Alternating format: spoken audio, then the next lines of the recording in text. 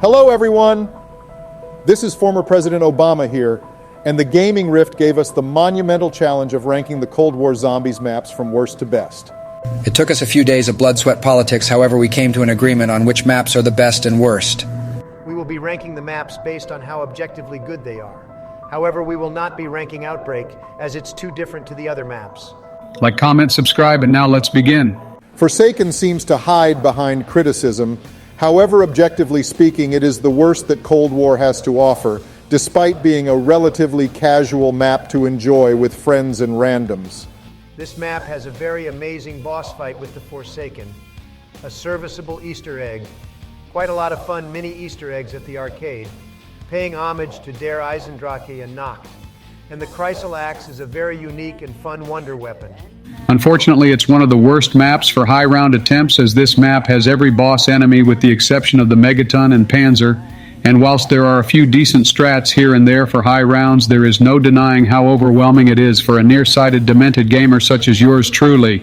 Forsaken also had a poor map layout, with it blatantly ripping assets from the campaign, a problem that all Cold War maps are guilty of. Despite this, Forsaken was a good end to the fairly mediocre Cold War storyline, and is far from an awful map. However, it easily stands out as being the worst map in Cold War. The number 3 spot is Firebase Z. Whilst being on the weak side, we agree that this map is hated a bit too much, as it is one of the more unique and casual maps to play in Cold War. The map is gorgeous, with the sunset Vietnamese village and facility mixed with the jungle aesthetic really is cool. The map layout is nowhere near as complicated as Forsaken, and the self-defense rounds and Orda are very nice to spice up the gameplay. However, unfortunately, this comes at a cost, as these waves, whilst cool, make high rounds very tedious. The Easter egg isn't that good, unfortunately, as the mimic step alone drags it down. And the map's actual boss fight is worse than the Orda encounters with the self-defense waves. Certainly disappointing for those who actually do enjoy doing Easter eggs. Not to mention the map introduced Tombstone back into zombies, which sucks. The Ray K Wonder Weapon is also lame as fuck. I mean, think about it. It's just a glorified Ray Gun Mark II with a crappy alternate ability. And whilst it kicks ass when paired with Ring of Fire, it's nothing special, sadly. The Die Rise Sliquifier looks cooler, and that weapon was made from random shit Sleepy Joe stole from those kids at the orphanage.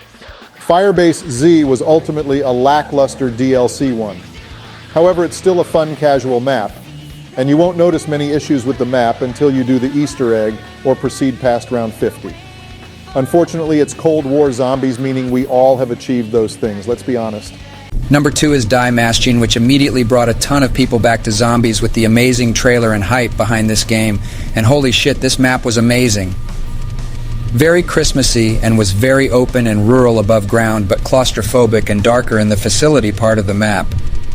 And this contrast made this map very beginner-friendly and accessible, especially due to the fast travels around the map. In addition to amazing map traversal, the new wonder weapons and bosses were amazing. The DIs weren't overpowered or anything, but the 5 different versions were unique and fun.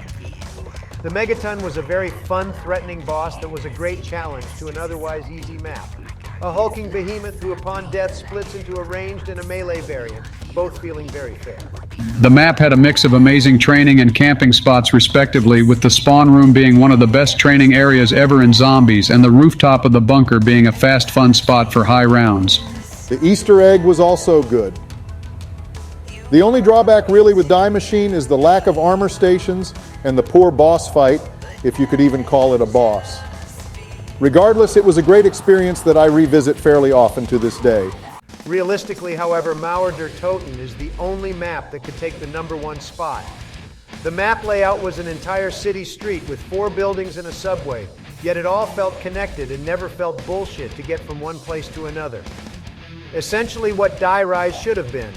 The Cerberus Wonder Weapon is amazing, and once again had 5 different versions, all of which being cool in their own way. I personally enjoy lasering through hordes of those undead fuckers in the power room, which coincidentally is the map's go-to camping spot. The bosses all created a balanced challenge, with the Disciples being weak, but a ranged threat who buffed zombies, the Panzer, a heavily armored Terminator, and the Manglers, which had range and armor but were slow as shit. These 3 bosses created a perfect challenge that no other Cold War map could achieve. The Easter egg and boss fight was also goated, with Klaus embracing his inner Tobey Maguire and stopping the train, which was a continuous hazard, much like the Origins robots. The Valentina fight isn't the best boss by a long stretch, however, it was undeniably one of the best Cold War had to offer. So in conclusion, the worst map is Forsaken, an overwhelming mess of a map which had a few amazing moments but is the least replayable. Followed by Firebase Z, a very fun casual experience but had lackluster additions and wasn't good for high rounds or Easter eggs. Followed by Die Machine, the perfect intro to Cold War, which has amazing elements to suit new and old fans of the series. Resulting in Mauer der Toten being the best. The peak of Cold War, and whilst far from perfect, it had the best Easter egg, an incredible expansive layout, satisfying high rounds, great wonder weapons, and amazing additions. All you could really ask for in a zombies map. If you guys enjoyed the video and want to see more ranking videos from us like this video, comment your own rankings down below and subscribe to the Gaming Rift's YouTube channel. Feel free to check us out on Twitch at Mr. Gaming Rift also, where you can chat about zombies and hang out with other gamers on the internet. Have a nice day, everyone. Peace.